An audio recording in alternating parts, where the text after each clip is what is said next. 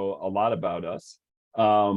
We are the national network of community foundations committed to community leadership. So we were created in response to the 2005 report On the Brink of New Promise that was put out by the Monitor Institute. So we've been around since 2007. Probably most well known for our framework for community leadership by Community Foundation, and that was created in 2008. And we work every day to help community foundations build strong communities by advancing effective practices, sharing knowledge, and galvanizing action on critical issues. And so if you want to move to the next slide, Isis, we do this through a few different ways. A core to all our work is peer learning. So whether that's the individual learning opportunities that I facilitate through Setting the Table, which is kind of an introduction to community leadership, the Executive Leadership Institutes, which have really been a flagship of CF Leads over the years. And this next year, we are offering up our fall forum come the fall. But then we also have a team-based issue network side of our house. And so most recently, we've closed issue networks around gun violence prevention, racial equity, and economic mobility. And then also do work around field leadership and really like to focus our work around field building. And the next slide will quickly introduce you to our research around Going All In, which we started in 2019, worked with Candid and CF Insights to field a survey to the entire field, got wonderful responses back, conducted some interviews, and really pulled out 3 areas of momentum that we saw from the Community Foundation field, which are insisting on racial equity, amplifying community voice, and influencing policy and systems.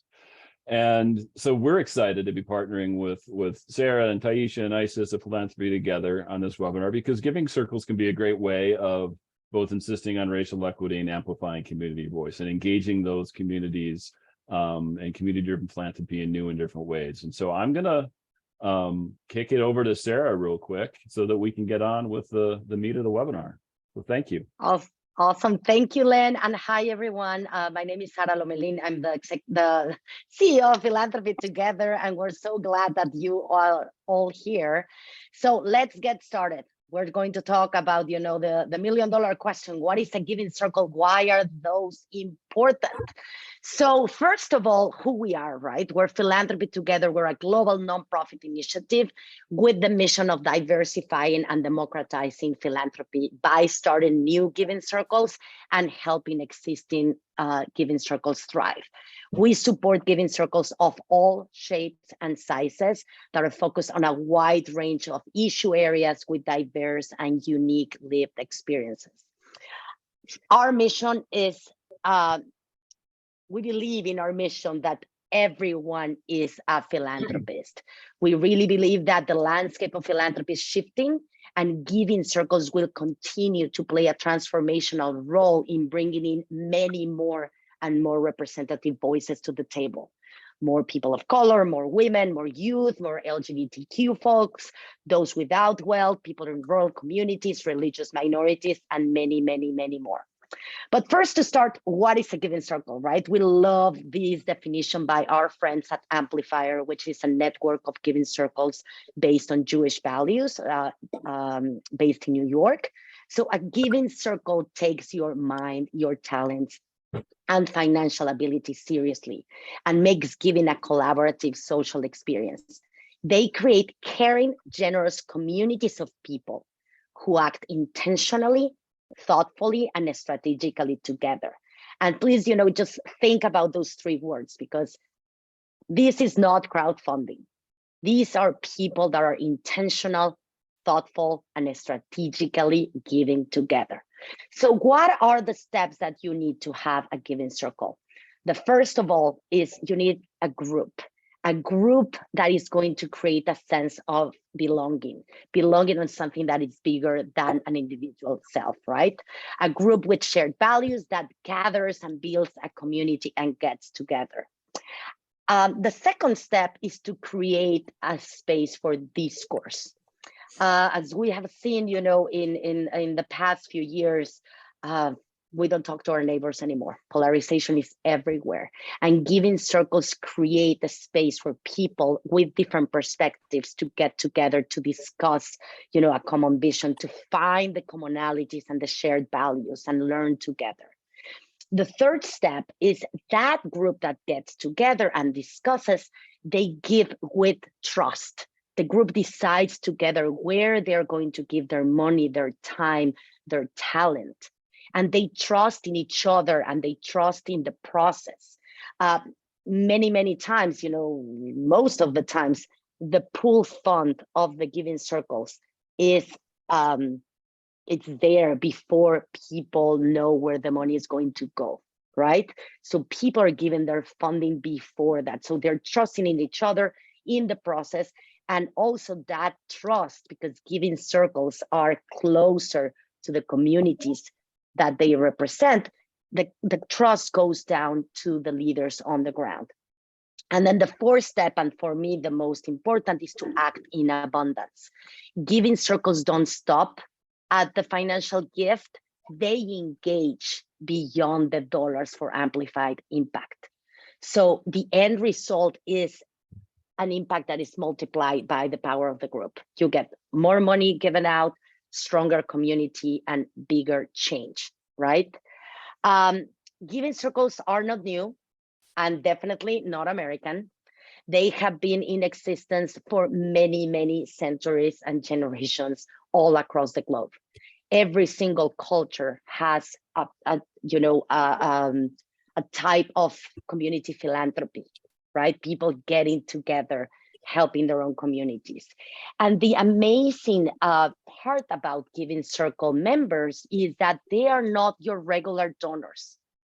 They are the donors that want to get engaged. They want to roll up the sleeves and be more aware of the issues. They want to learn not only about the issues that they want to support, but about the different organizations that are doing the work.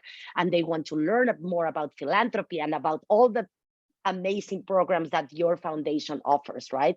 So I have some stats here. 84% of Giving Circles give locally. It's great for community foundations. They're very connected. They're engaged. They're informed about the issues that they care about. At least 60% of Giving Circles are identity-based. Why is this important? Because Giving Circle members are often engaged in the communities they fund. They have unique insight because they are part of the community, right? Communities know what communities need. So by bringing more diverse voices to the table to raise and direct funds, Giving Circles are propelling greater diversity in the causes that get funded and really, redefining the landscape of philanthropy as we know it. So Giving Circles tackle much of the challenges that we see right now, right? Instead of a wealth concentration with Giving Circles, you have wealth abundance. Giving Circle money doesn't compete with corporate money or foundation money. It's new money coming from individuals. Isolation to community. We're hungry, especially after, how many years of COVID, to get together in community, to see people as family, right? Missing voices to a bigger representative philanthropy, anonymity to accountability, polarization to shared values, as I mentioned, and missing data to aggregated impact, right? We have more people getting involved. So as the philanthropic leaders and human beings and everybody, we're in this, changing social, political, historic moment. The whole world is in this moment, right? And the landscape of the world and the philanthropic sector is changing. Your organization may be changing too, right? We're trying to engage more diverse voices to create a stronger ecosystem around your community foundation. So Giving Circles sit in that, middle to create something that will help you tackle the many different changes that your organization and the world is going through. And I just want to show the theory of change. Not everybody loves theory of change, but we love it here. About the giving circle movement and collective giving, right? You see how in this theory of change, everything comes together.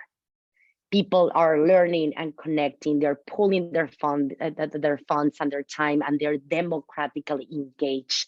Giving circles, there's research that has seen that people that participate in giving circles, they are more civically engaged. There are mini labs of civic engagement too. So many benefits of giving circles. And I'm going to pass it to Isis, who is going to tell us how to successfully start giving circles in your host institution. Thank you, Sara. Yeah. So when we started off this work several years ago, we looked at all of the decades worth of research. There's been around a decade of research around how to host giving circles, especially at community foundations.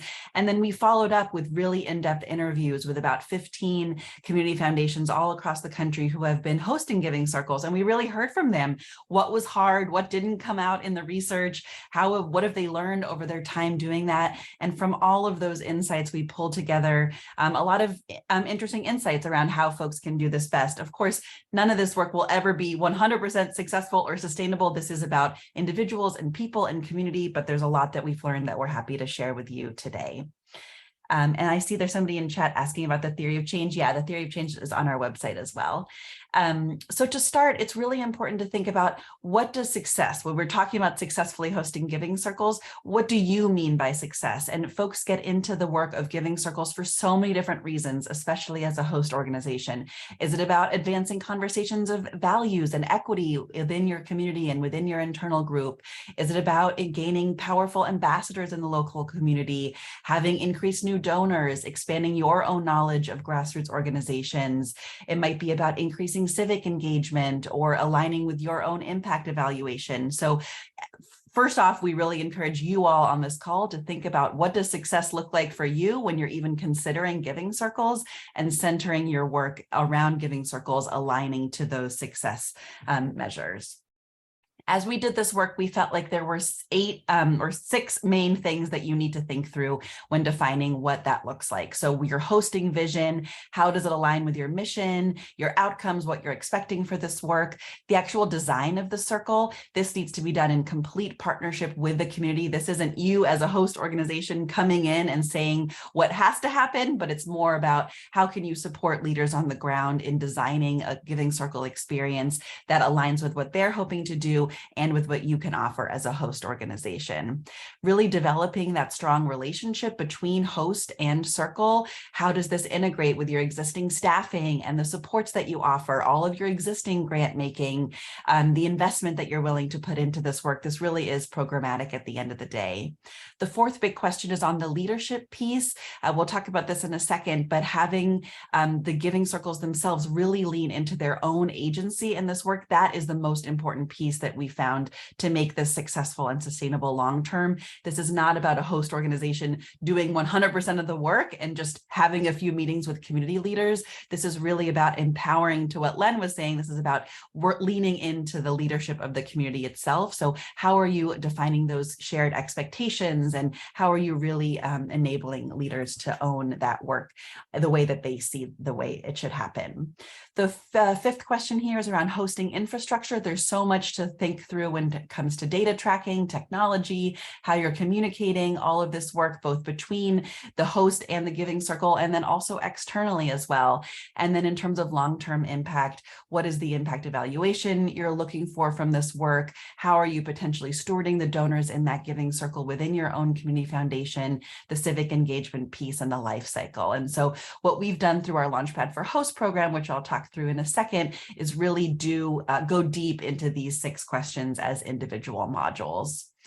Just to give you a taste for that, the first big question is around aligning with your mission. And there's 4 ways that we see that you can think through this. Number 1 is really on the depth of purpose of your own hosting organization. Is this work about contributing to the culture of philanthropy in your community? Is it about showcasing your host organization's direct mission, or democratizing philanthropy, or shifting donors and leaders towards innovative giving models and equity-based practices? This might also be important to you because it aligns on the people focus of your mission and strategy. Is this about increasing diversity of donors and leaders? Is this about building from the passion of an existing group internally that you're talking through? The third way you can think about this is more programmatic and really wanting to develop and build out mission-aligned issues and giving more towards a specific area. And then the first is the final P is position. So increasing your own community visibility for you as a host organization and for the Giving Circle on the ground. This might be about piloting participatory grant making or other strategic shifts that you have as a host organization. So here are 4 ways that you all can think about how Giving Circles might align with your mission and with your strategic priorities. We developed these 5 building blocks for successful and sustainably hosting Giving Circles, and hopefully this distills a lot of what we've learned into 5 big things. Number 1 is clarity. It sounds really simple, but we so often heard in our interviews that the misalignment between what the Giving Circle was hoping and wanting to do versus what the host organization was hoping and wanting to do, that those expectations were sometimes mismatched. And so really starting from a place of clarity, even though it sounds simple, is really, really crucial. The second one is consistency. Most often through the past 15 years that Giving Circles have really been built up across the world, folks have been doing this on their own without necessarily a ton of long-term thought around how they want to run Giving Circles if they're a host organization. And so thinking through, if you're planning on hosting 2 or 3 or 5 or 10 Giving Circles, there are community foundations with dozens of Giving Circles out there. Having some sense of consistency between them is really important, while also knowing that every Giving Circle is going to be unique. That's the beauty of the model. And so how do you balance both consistency and leaning into the uniqueness of each Giving Circle?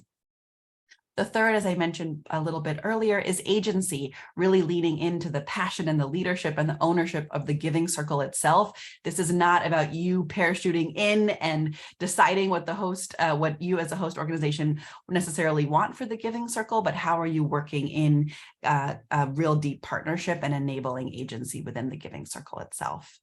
The fourth, as Len was also sharing, and we agree with this completely, is on the equity front. So often Giving Circles are also made up of folks who might not necessarily know the philanthropic ecosystem. So they're also coming into this work with their own understanding of what it means to be a strong donor and doing really strong due diligence and all of that work. And so as a host, we find that it's your responsibility to really not replicate the harms of institutional philanthropy and really helping act as a leader so that the Giving Circle can also follow that lead. And then the fifth, we heard this a lot from one of the community foundations down in Florida that has been doing this work for more than 20 years, is what is yours to do? There are so many folks in this space. We're here, Philanthropy Together, CF Leads is here. There are other Giving Circles networks out there. So don't feel like you have to take on everything under the sun to make your Giving Circle successful. Really lean into the other materials that we have for you all as well. One way that you all can think about getting into this is this fun concept called a pop-up Giving Circle. And that's where you do what normally goes into a whole year-long process as a Giving Circle around meeting and building belonging and talking about values and discussing issues and deciding on a group to collectively pool your funds and give to. Doing that all in just an hour or 90 minutes can be a really great way of sharing this model in the community. Really inspiring leaders on the ground to potentially start a Giving Circle in connection to your host organization in a way that is, this work is so visceral, so actually experiencing it is really important. I think Sarah Lubin, who will be talking in a second, she did this and found a bunch of great leaders this way, so she can share more about that. So 5 starting steps to doing this work is number 1, really leaning into finding leaders and a founding team. On the host side, this is about doing a lot of outreach or hosting a pop-up Giving Circle.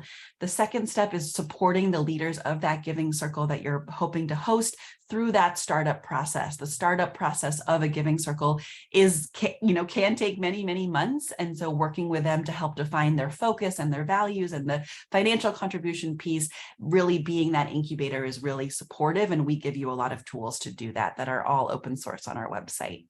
Number 3 is recruiting members and growing the circle, then actually completing that first cycle of learning and deciding and giving together. And then how are you as a host going to be supporting that giving circle over the long term? So those are the 5 steps that we suggest you think through as you start this work. I'm going to pass it over to have lots of time with our 2 guest speakers. We have Sarah Lubin, who's the Director of Collective Giving at the Minneapolis Foundation, and Tori Ergang, who's the Executive Director of the Chautauqua Region Community Foundation. We've been working with them for the past few years on their giving circles, and they have some words of wisdom to share. So Sarah, I'll pass it to you first. Thank you so much. My name is Sarah Lubin, and Philanthropy Together is just a phenomenal resource. I've got to start with a shout out to them. They're just an awesome place to get started. I came to the Minneapolis Foundation actually after 15 years working in nonprofits. And I joined a giving circle hosted by the Minneapolis Foundation with the not so secret plan of learning how foundations give away money, which I think is important because I have found that a lot of people join giving circles connected to community foundations for that reason. And so in my 5 years as a giving circle member, I think the Minneapolis Foundation did a really great job of simultaneously taking us through understanding different pieces of philanthropy and the work that the foundation does, in addition to encouraging us to lead the work. As Isis said, like, it's really critical that the giving circle members and leaders see it as their work. Otherwise, it'll be a program of your foundation, and I think it's just not as impactful in that way. So something that I've learned over time is that shared leadership is really important, and it takes a long time to build that and keep that going. It's really easy to create a program and to Sada's point, invite people to come to it. It takes a lot longer and a lot more intention to really bring together groups of people, to have them think about what they would like to do, and then supporting them and guiding that. I really liked what Isis said about nurturing, not leading. I've described it as leading from behind, like figuring out what people want to do and help that. And just really understanding that that does take a lot longer. And so just really be ready for that. The other thing that I think is really important, and this was highlighted before, is that giving circles are a way to democratize philanthropy. And it is really important that your foundation is supportive and in alignment with what giving circles are and what they are not. So for the Minneapolis Foundation, like in our strategic framework, we find that like change is personal, equity is a responsibility, proximity is necessary, and hope is essential. And I think that those all really ring true and align well with how giving circles exist. And because the foundation is really supportive of the work, I'm able to engage different pieces from our philanthropic services to our impact team to our marketing and communications team. We're able to really get support in all those areas, and from leadership, and that's so critical. And making sure that you can maintain circles that you have and have the support to start circles. The other thing that I really like about giving circles is that they build proximity and community, and they change the narrative of who a giver is and who a receiver is. I'm really excited about the prospect of starting Black and other BIPOC giving circles here at the Community Foundation. And I think that those challenge a lot of what institutional philanthropy is viewed as giving. And I think it challenges what people think of as donors outside of our communities. Like Sada said, philanthropy has been in the fabric of a lot of our communities, and it just kind of highlights that for different places. The super cool thing about giving circles is they can be nimble. Like Isis or Sada said, the guardrails that I consider for the giving circles that we host is like, obviously we have to keep it legal. And the only other guardrail that we really have is to not cause harm, or do our best to not cause harm. So we really spend time exploring some of the challenges of philanthropy and the challenges that have caused harm. And our groups are constantly evolving our practices based on things that we learn along the way, like speakers that we bring in, things that different members share. And you just kind of see that evolution happen. And the cool part about it is it can be nimble. The group can make a decision in a single meeting to change a way that they approach the work, which I think is so cool because you can apply learning right away. And then the other thing is just creating space for learning. I think, I feel like that's critical in the approach that we take is, I think it can be really easy to focus on the fundraising part.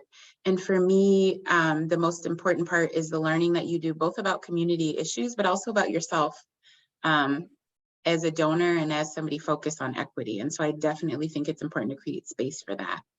And so I think that about covers it for me.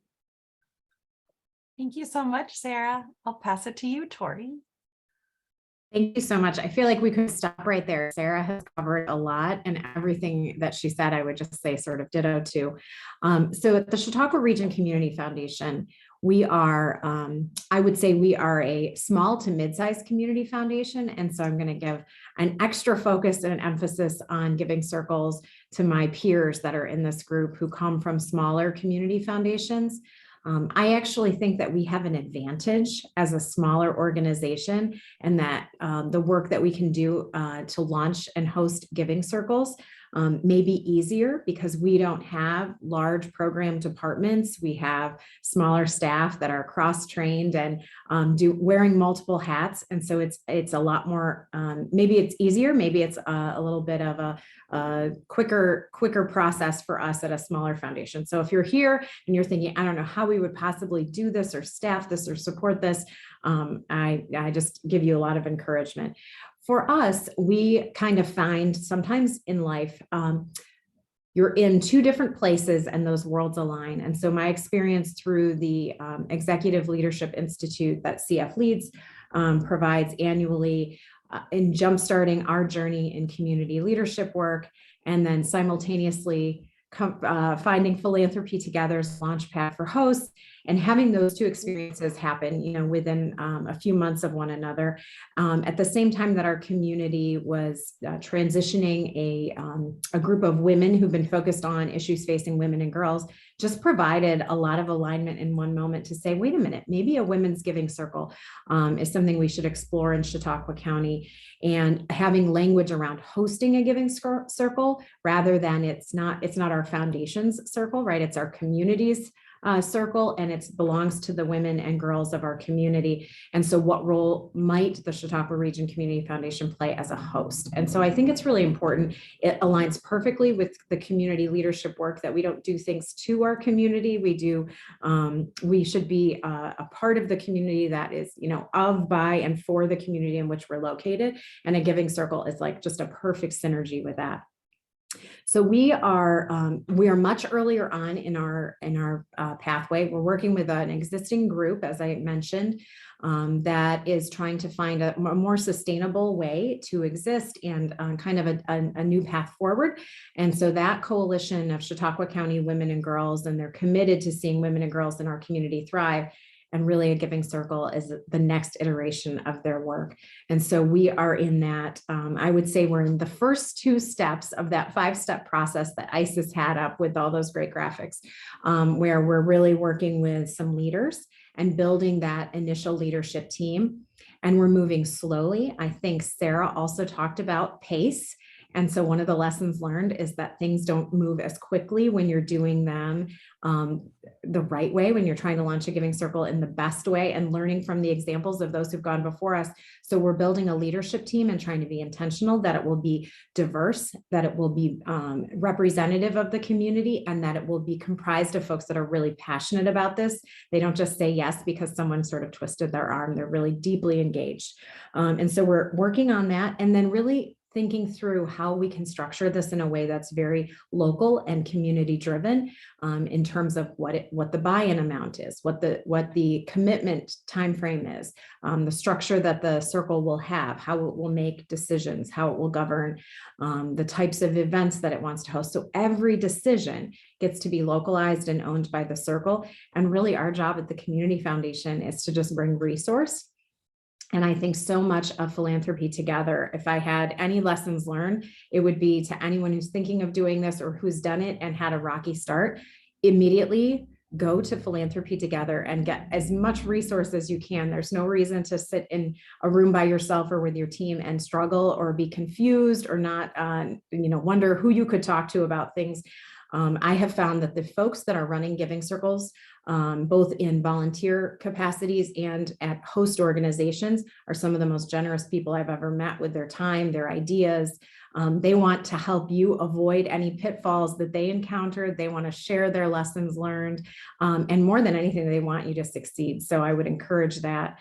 And I would just reiterate that I think for a smaller community foundation who is deeply committed to doing community leadership work, I think that this Women's Giving Circle is a great opportunity for us to lean into that and to help to serve our community, and to rather than it being about the community foundation, it can really be about the community. And in this case, we're hoping that working with the women and girls will just be the first step for us, and that will launch other work.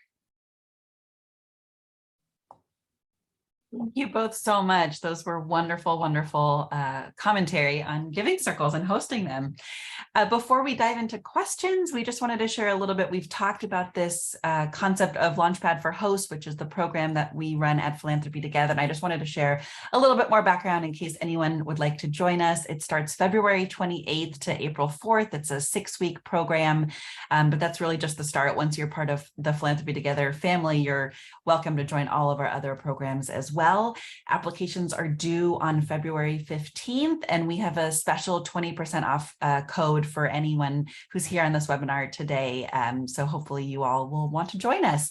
We've trained over 500 folks, both on the hosting side and individuals. This is just a small snapshot of the people that have gone through our programming. And it's just wonderful to see when we're talking about democratizing and diversifying philanthropy, this is actually what it looks like. These are all folks from communities looking to do this work and have a real fun time doing it.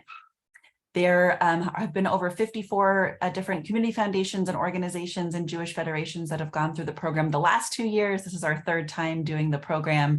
We hope you all will join us as well.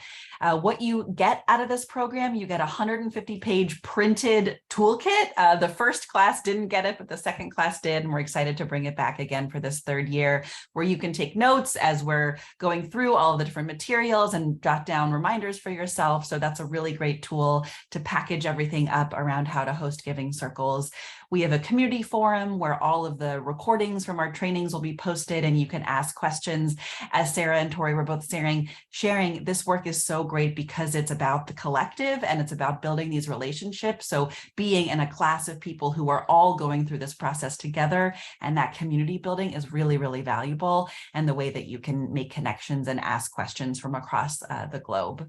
We do a lot of interactive breakout time. So for example, this is an activity that we do one of the weeks where we actually say, here are all the different things that host organizations typically do for giving circles. Let's actually bucket those out. What are the things that you definitely want to do as a host organization to support giving circles? What are the things that you know are a complete no-go because you don't have the staff capacity to do so? So really tactile activities to go deep into what this work can mean. We have tons of workbooks and templates and tools. I know Sarah, when she went through this program, took our strategic plan workbook and just literally put their name on it, rebranded it, and used that as a way to get her board involved in this work. So we're really trying to make this stuff turnkey so that you all don't have to reinvent the wheel. Sample cost calculators. This one is from the Community Foundation of Northeast Florida. So there's lots of great things that we're trying to offer to make this work simple. And then we do offer one-on-one coaching and group coaching as part of this work, and it's all included in this. So we hope you'll join us. If this sounds interesting, reach out to Ty if you have any questions, if you want to get on a 15-minute call to learn more about this. The 20% off discount is CF Leads 23. And there's an additional early bird discount of $200 off if you sign up before November 15th. So, we're a nonprofit. We're really trying to make this very accessible for folks to get into, but would love for you to all join us. And with that, I'll close out the slides and we will start a discussion around some of these questions that came in, which are wonderful. So please keep them going, and we can also have folks unmute.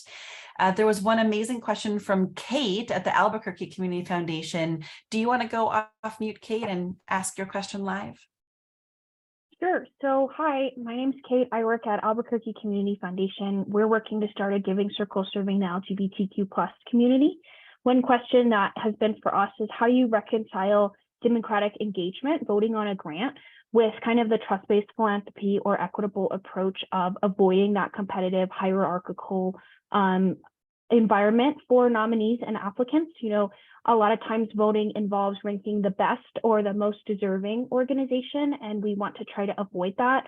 One thought we've had a multi-year cohort, but I'd be interested in any feedback or input.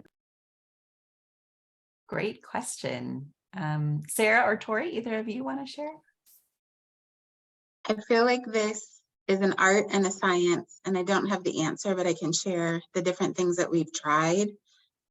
First of all, we try to reframe it in saying that everybody's deserving, and it's not a matter of who is better. It's just a matter of there are tons of people doing great work, and who is the group focused on, or who is the group most passionate about. And I think that that helps with reframing. We have tried with Fourth Generation as an example of one of our groups. We do a combination of voting and consensus. Consensus is always tough because it can get uneven if you have people that speak out and are convincing. And then voting, for the very reason you talked about, is challenging. So we try to do a mix, and we're always evolving and asking people for feedback in different ways of doing it. Something else we always recommend to folks is also to not do an open application process. Don't get 50 applications in from small grassroots organizations. You as a host organization already probably know many great groups in your area. So that's one other way, is you can, as a host, suggest 2 or 3 groups to the Giving Circle if they are looking for folks for the pipeline. And if not, doing a little bit more of a nominations process within the Giving Circle itself, so that doesn't have to come out, so that folks are looking at 3 organizations and not necessarily 20, and really feeling like it's a long list. And we often also recommend, trying to, if you have 3 organizations that are the ones that you're looking at, how could you give part of the pooled funding to each of those 3, but at different percentages? Sarah, anything you want to add? No, something that I totally agree with both of you. It's all about how you phrase it, and the donor education that you can do as a host institution, right, for the Giving Circle members. That is trust-based philanthropy is about creating real relationships and deep relationships with the leaders on the ground. And again, how you phrase that, all the organizations that you're looking at are deserving, right? There is not a right answer. It's not a competition. And again, if the Giving Circle has $10,000 to give, just you provide, the suggestions of organizations, and not get, the Giving Circle members to go finding or asking for 50 applications. We also suggest really aligning on shared values at the start of a Giving Circle process. And so that can also make that less of a deserving conversation and more about a values alignment conversation, which is wonderful. Jamie, do you want to unmute and ask your question about issue area expertise within the foundation? Well, hi, Philanthropy Together. I'm talking to you all the time trying to figure this out. I think our hang up is really a staffing issue. At the far end, thinking about, so I guess my questions are sort of twofold. One is, who actually leads the work when you're already staffed, you're already fully staffed, and thinking about moving the work forward, but also if a giving circle chooses a specific issue and you are that staff person leading it forward, but maybe it's not your issue, right? Yeah, whatever it may be. And so I'm just thinking, how do you, many of our donors really see us as experts, and, thinking about us as leaders. And so how do you, if you don't have that expertise in that specific topic that a giving circle may choose, how you kind of lead that? I don't know if that makes sense, but anyway, just.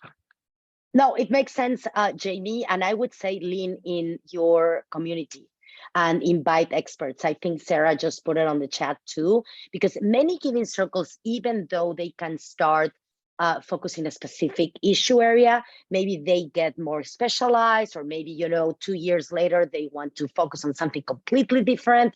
And we, in my years leading giving circles, we always bring in experts to talk about, the issue area. Every grant cycle, one of the sessions was bringing experts that were not talking about a specific organization, but they were talking about the issue and the opportunities and the initiatives that were going around, to tackle that issue, and the challenges, etc. More about the landscape. And even if it's the same issue every year, you can focus on something more, like nuances on different things every year, but bring experts. I think another important thing is just the humility of a host organization and a giving circle working together, that it doesn't have to be thought of as giving circles are this, cute thing with donors that don't know anything, and then you're the host organization that knows everything, but really evening that power imbalance and that playing field. That great, you care about gun violence. We've never done anything on gun violence. We're also excited to learn about that. Let's bring somebody in, even virtually from across the country, who might be an expert on that topic, and we can all learn together. I think that's the kind of power shifting that we're really excited about as well. Tori, do you want to share a little bit about the staffing question? I know you shared it a little in your remarks, but do you want to go deeper there? Well, and I just wanted to follow up on that. So I think at community foundations, sometimes we can get, so I just put in the chat about using your donor advised fund holders as a possible another funding source for things that maybe the giving circle, like this is something that's been kind of evaluated. It's a great opportunity. You can bring that to donor advised fund holders. On the other side, Jamie, I don't want to confuse us, that donor advised fund holders often look to community foundation staff as issue area experts, and they really want our recommendations. And it's very hard. I think we have to separate that model from the hosted model, right? Where, just like Isis was just saying, right? We need to be comfortable not being the experts. And in fact, it's dangerous. I think even if we have the expertise in an issue area, we have to allow the collective to learn together. So it's great to have donor advised fund experience, but it's so challenging to keep that as a separate knowledge base, a separate approach. It's a different thing. And I think it's repeating that it's their group and not yours. The other day I had a group that wanted me to define their topic for them. And I'm like, it's not my definition of your topic, it's yours. So it's really just always like encouraging the leadership to come from the group. Thanks for that question, Jamie. Let's see. Andrea had a question a little bit earlier around who does and leads the outreach for giving circles. Do you want to unmute and share your question live?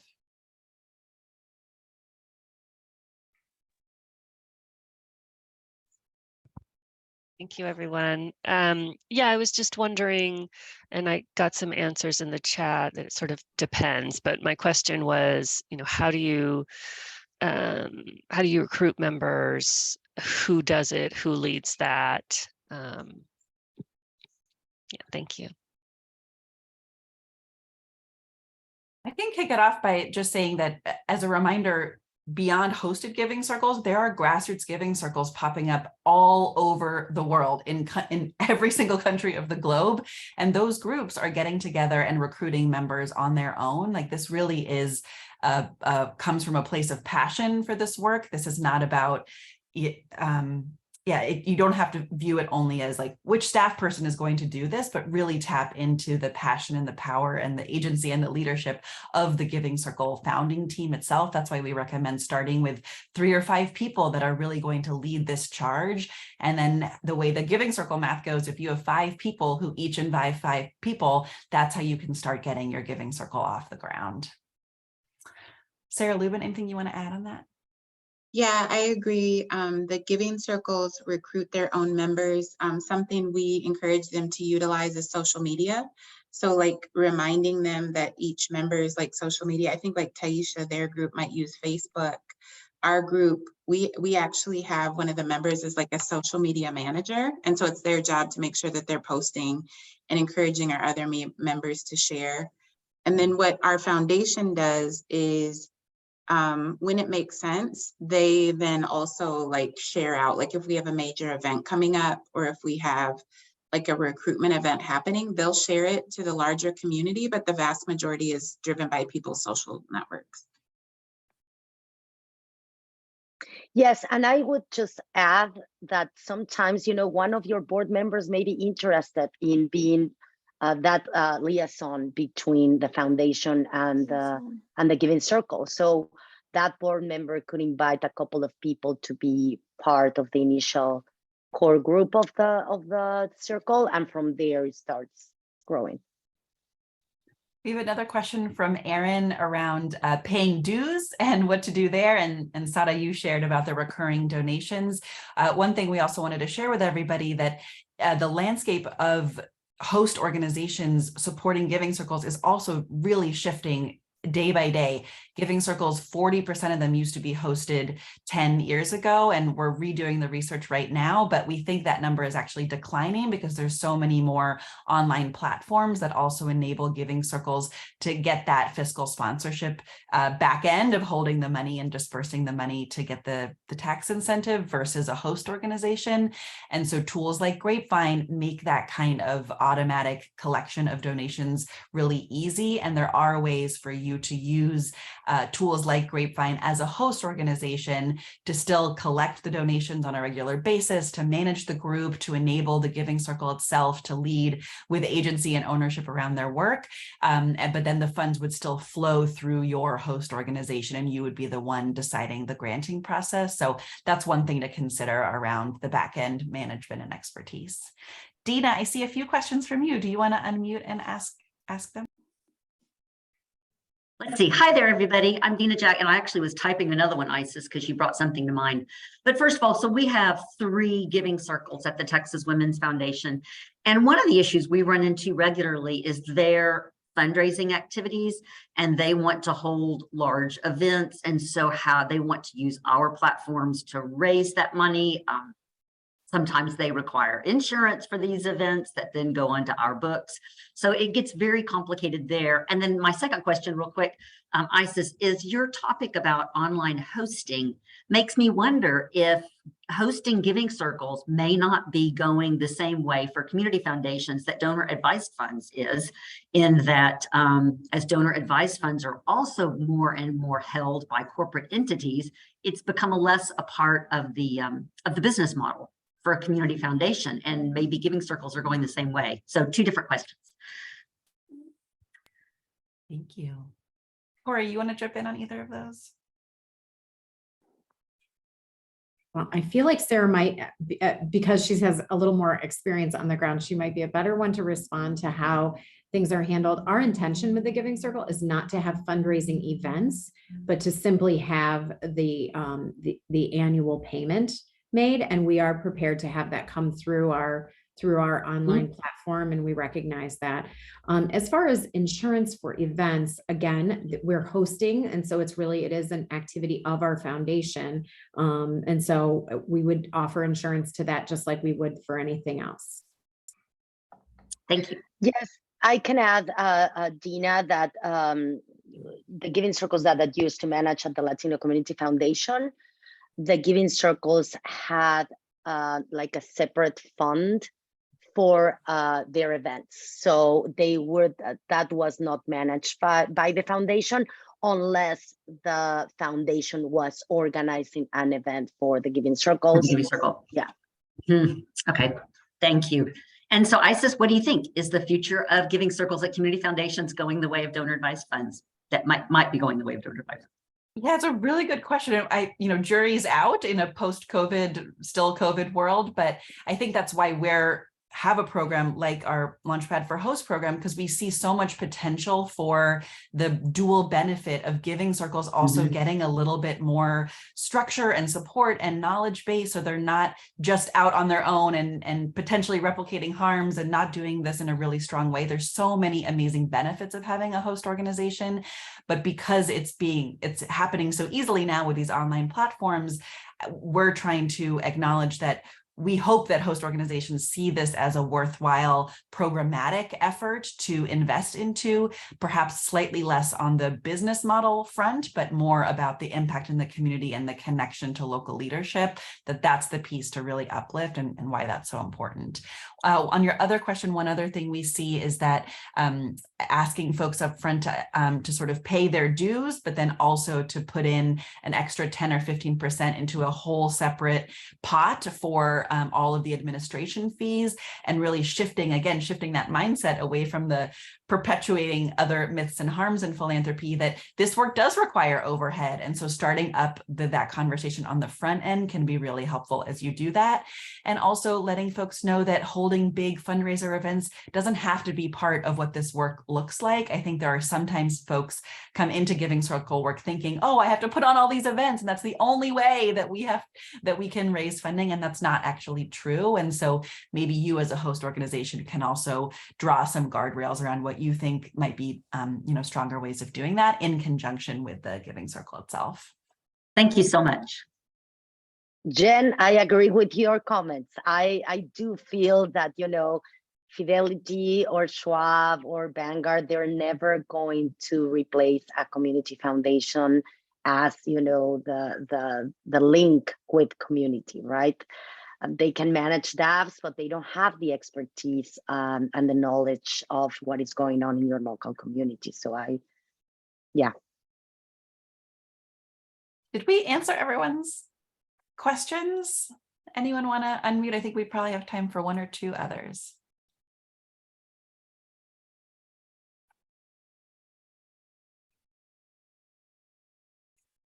I have a more technical question, if that's okay. Yeah, hey, Sada. Hi. So I was wondering, what are the range of fees that are provided to Giving Circles? Are there fees? Are there not fees? Like, how does that look like as far as, I don't know, I'm not sure of the range at all.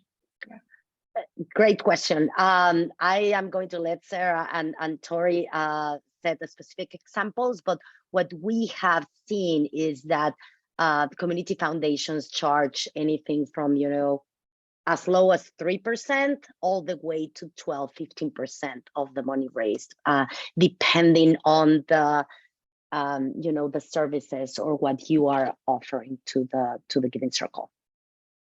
Awesome, thank you. Yeah, I'll just piggyback on that. What I saw was like an average of 10% when you really looked across, like when I looked at especially places that wanted to be like high touch, like where they really used a lot of staff time. And I will offer, like, for the most part, that was just to kind of defray meeting costs. Like these are definitely like an investment in community if you are advocating staff time to it. But I think to the point of, like, I think that's one of the important things about hosting it at a foundation. Like, that is one of the values of hosting it at the community foundation, is really like offering those connections and those resources to communities that they might not have on their own. So that's kind of what we've been looking at as well. And Sarah, we're early on, but our plan right now is to offer staff in kind to get this launched and to monitor and to really, track what that looks like, how, what does it cost, and then understand at our board level, is that a choice we're choosing then maybe to invest our time in that type of community leadership work? Is that a way we'd like to allocate our staff time and our unrestricted capacity? If not, then we'll have to figure out a pricing structure. But direct expenses, so expenses related to the events or materials or things like that, we're fortunate that we're working with an existing group and they had a non-endowed donor advised fund, and they're able to utilize those dollars that had been previously raised to cover the cost of those direct expenses while we're in this kind of launch phase. Awesome, thank you. That's really helpful. Amazing. Well, thank you so much, Tori and Sarah and Len and the whole CF Leads team. We hope that everyone learned a little bit more about Giving Circles and ways that you can host successfully and sustainably. We really, really hope you join us in our Launchpad for Host program coming up and ask us more questions there. We also have monthly 90-minute trainings for individuals, for anyone who wants to learn more about Giving Circles and get started more at the grassroots level. And so that can also be of benefit to any of you here from a host capacity. We'll share our emails in the chat as well. And otherwise, we hope to see you live and meet you and build community together in February. Thank you all so much. Thank you, everyone. Bye. Thank you.